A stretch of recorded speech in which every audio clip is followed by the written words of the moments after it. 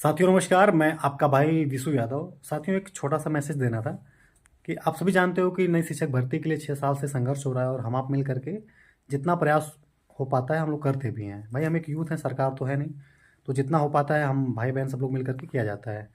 लेकिन कुछ 4-5 गिने चुने हैं, वे हमारे संघर्ष से संतुष्ट नहीं हो पा रहे हैं। तो वे चुनाव के समय में हम लोगों को किसी पार्टी का, चूँकि मेरे नाम के आगे यादव लगा हुआ है, तो वो किसी पार्टी का एजेंट जोड़ करके विरोध करते, उस समय चुनाव के समय में विरोध करते हैं कि ये पार्टी का एजेंट है। जबकि हमें लोग तो संघर्ष कर रहे हैं, और कौन कर रहा है नई शिक्षक भर्ती के लिए। लेकिन चुनाव के समय में हम लोग का विरोध करते हैं, और जब चुनाव बीत जाता है तो फिर हमें लोगों से भर्ती का उम्मीद करने लगते हैं और विरोध करते रहते हैं। बहुत मैं देख रहा हूँ सोशल मीडिया पर 3-4 दिन से बहुत ज़्यादा उल्टा-पुल्टा लिख रहे हैं मेरे बारे में। तो वे मेरे संघर्ष से संतुष्ट नहीं हो पा रहे हैं, तो उनको बस यही कहना था प्यार से कि माधरचोदों, तुम संतुष्ट नहीं हो पाओगे। तुम हमारे संघर्ष को छोड़ो, अपने बाप के पैदा करने पे भी तुम संतुष्ट नहीं हो पाओगे, ठीक है? तुम्हारा सगा भाई तुम्हारे लिए जिस दिन एक एफआईआर ले लेगा तब बताना मुझे।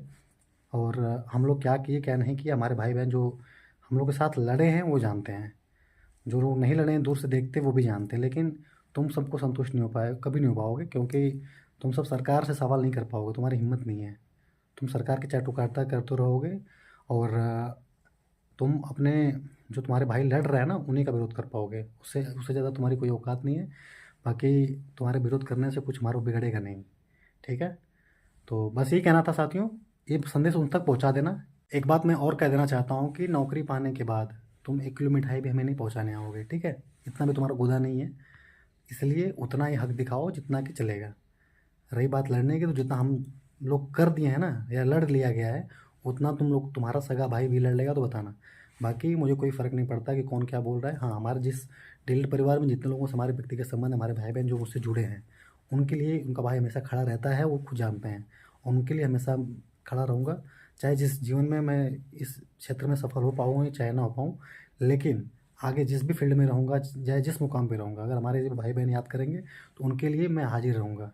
उनकी खुशी में, उनके अच्छे दिन में उनके साथ रहूँ चाहे ना रहूँ, लेकिन बुरे वक्त में एक फ़ोन की दूरी रहेगी। जब उनको ज़रूरत रहेगी मैं अपने भाइयों के लिए खड़ा हूँ, ठीक है?